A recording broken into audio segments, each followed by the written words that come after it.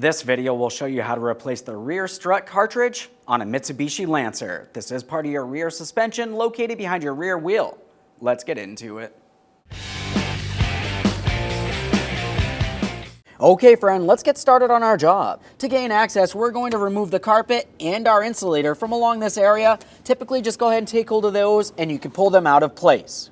Now that we have those pulled out of the way, we're heading towards where our rear seat is.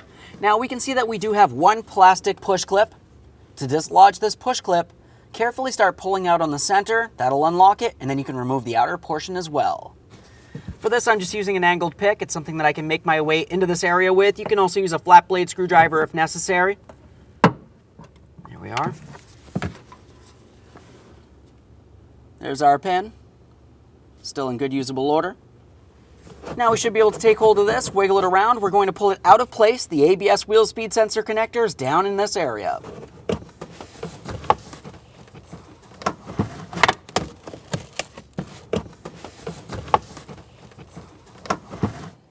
And now that I have that pulled aside, we can see the upper hardware for our rear strut assembly. We have the stud and the mounting nut on one side, and then you have the same exact thing on the opposite side of this. We'll use a 14mm for each one of these mounting nuts.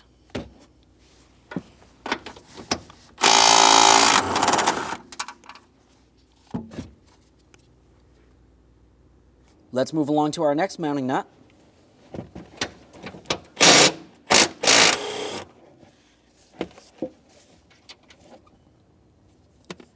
We can pause in the trunk. Let's safely raise and support the rear of the vehicle with the wheels hanging so we can start removing the rear wheels.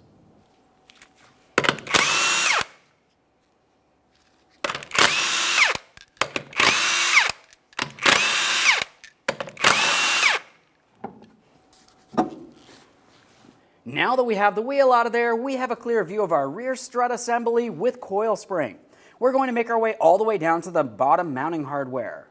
Now down in this area, we're going to be using a 17mm for each piece of hardware. We have a 17mm headed bolt coming through from the front towards the rear.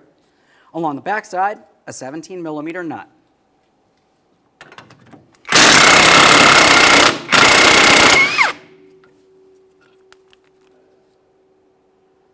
There's that.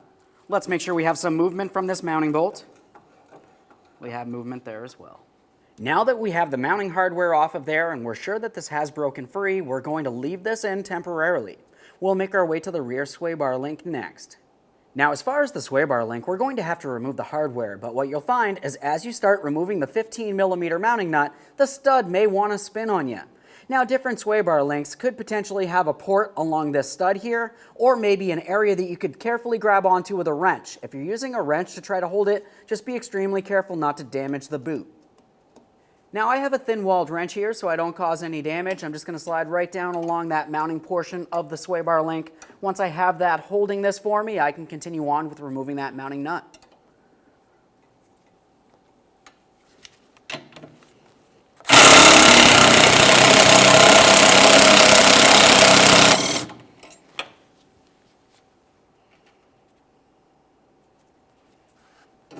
We'll slide the sway bar link out of place. Of course, give it a quick inspection to confirm it's not damaged in any way. This looks good, so we're continuing on along the outboard side of this lower control arm next. Now for this hardware, we're also using a 17mm for both sides. We got our bolt head along the forward side, 17mm on the rearward side.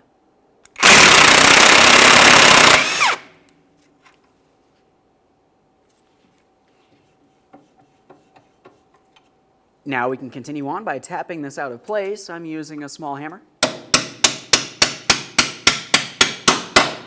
And a punch if necessary.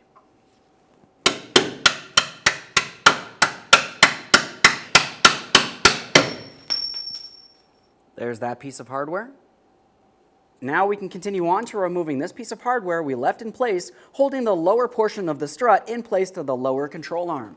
Keep in mind this could potentially come down and you don't want to get hurt. We've got our hammer.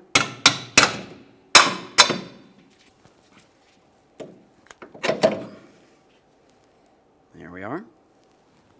Now we should be able to take hold of that rear strut. We can pull it down, and now we can pull it up and out of place from that control arm as well. At this point, we need to get this over to the spring compressor so we can remove our strut cartridge. Now I have this in the spring compressor. These can come in all different shapes and sizes. This is the one that I'm using. Of course, we're going to be as safe as possible.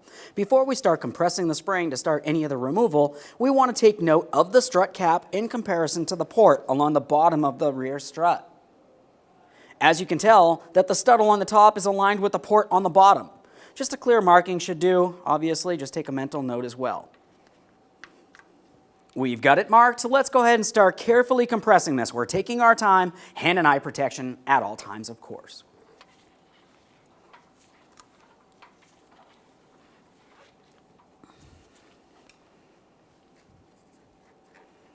Now I can see that I do have movement in between the cap and the lower portion of that rear strut, so we're sure we've relieved any pressure from that coil spring itself. We'll be continuing on along the top area here next.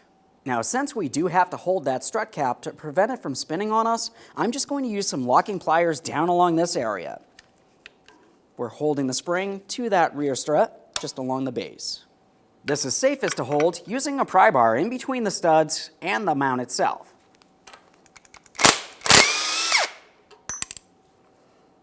We can remove that upper mounting nut, just a quick inspection of that. Under that, you're going to find a concave washer. Now we'll take hold of the strut mount. We can lift that up and out of position.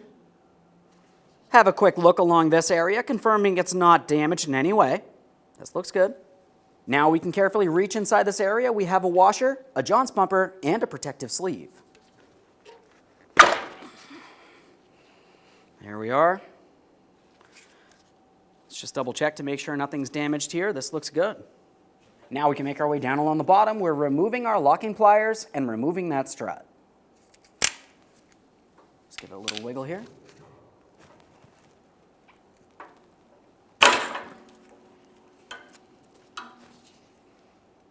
There it is, friend.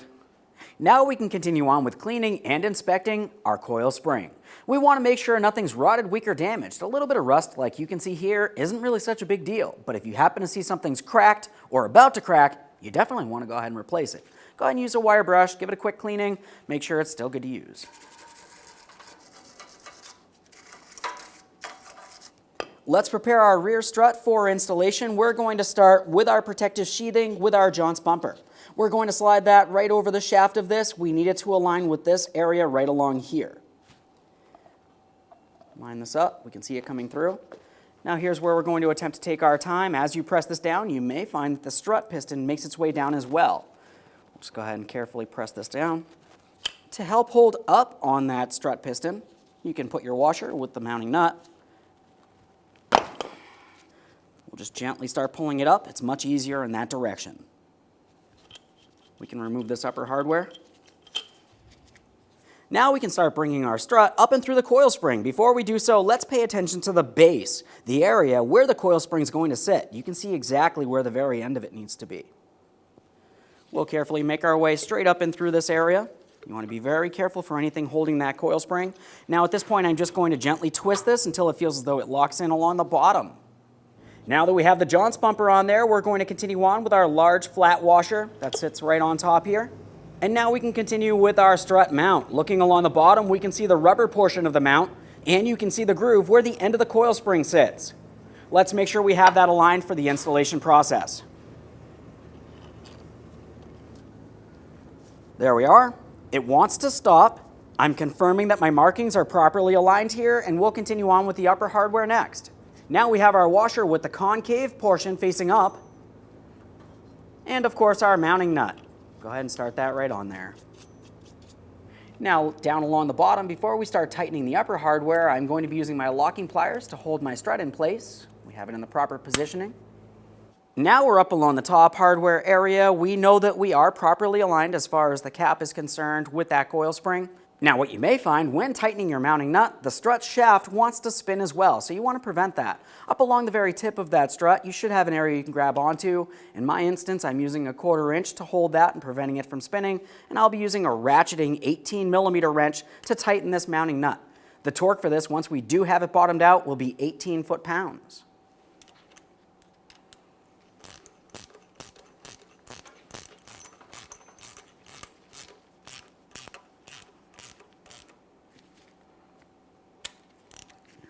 Now that I have this snug, to be able to torque it, you're going to find that the shaft is going to want to spin on you.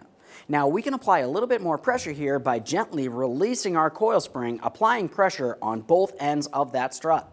After confirming that we're properly aligned as needed with that coil spring and that strut mount, we'll release the pressure here. Slow and steady wins the race.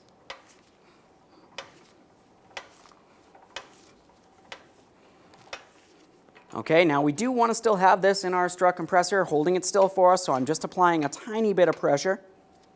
And let's focus up along the top. Now you may still find that the shaft wants to turn on you as you continue on with your 18mm. So I'm just going to hold that center shaft with my 1/4" wrench. We can try to prevent this from spinning. We can also use locking pliers. You just don't want to cause any damage.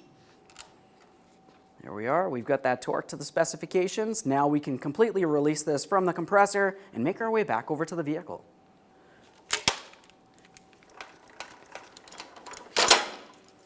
Prior to installation of any part, of course, we're going to make sure we clean and inspect the mounting surface.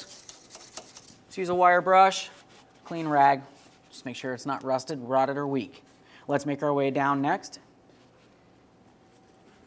We'll clean up this bushing along that lower control arm.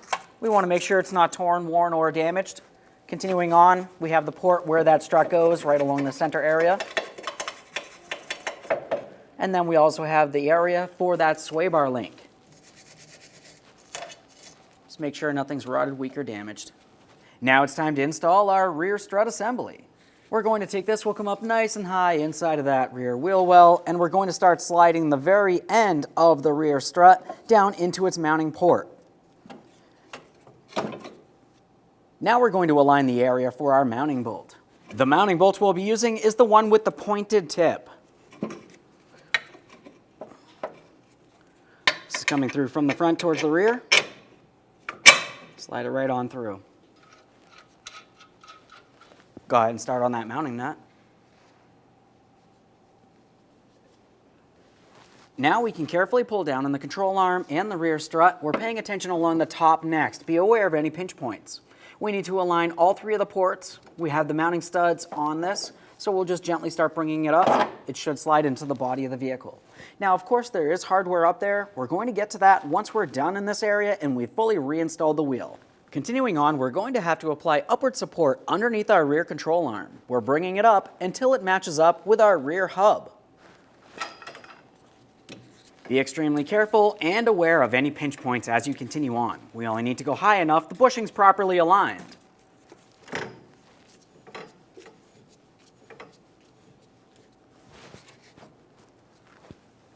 Now we can install the next mounting bolt. This one has the flat tip.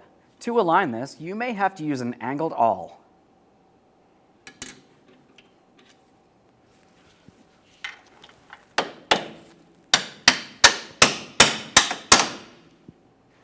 We can start on that mounting nut. Now, while I'm still holding pressure here, holding the rear suspension in the original ride height position, let's tighten these two pieces of hardware. We'll snug them up, and the torque for each of these is 52 foot-pounds.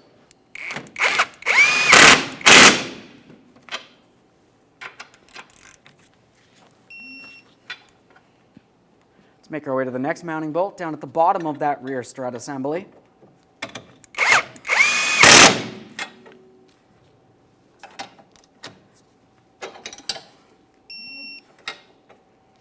Now we can release pressure from under the suspension, and we're going to be focusing on our rear sway bar link next.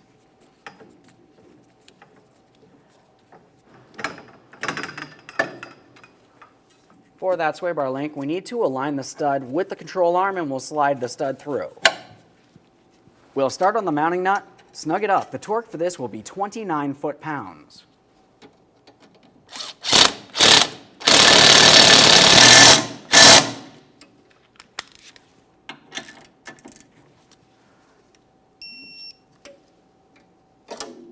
Now, one last quick inspection in this area to confirm that you've torqued everything to the manufacturer's specifications and it's properly aligned. We'll reinstall our rear wheel. We're going to start on all 5 of our 21mm lug nuts, then we'll bottom them out. We'll get the wheel safely on the ground and then torque each of these to 80 foot-pounds.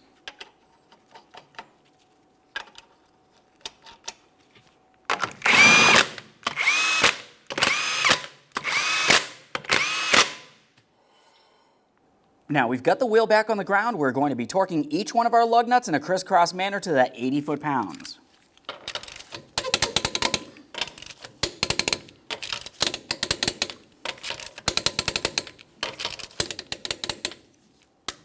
Torqued.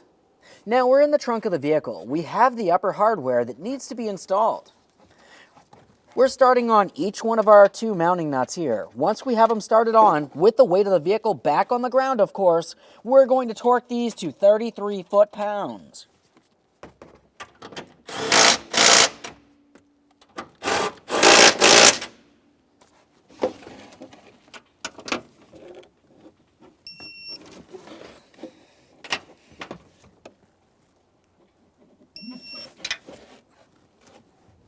Now we can protect that area.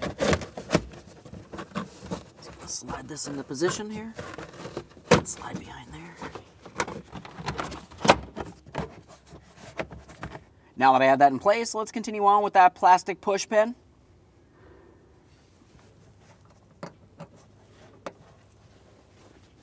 And install your carpeting. Okay, friend, we've got our vehicle back together. Of course, you're going to go over to the other side of the vehicle and repeat this exact same process. This replacement is done as a pair. After that, take your vehicle for a road test down to your local alignment shop. Thanks for watching. When only the best will do, demand TRQ. The only company that lets you view before you do. TRQ is committed to offering the highest quality aftermarket auto parts that are engineered for peace of mind. Thanks for using and viewing with TRQ.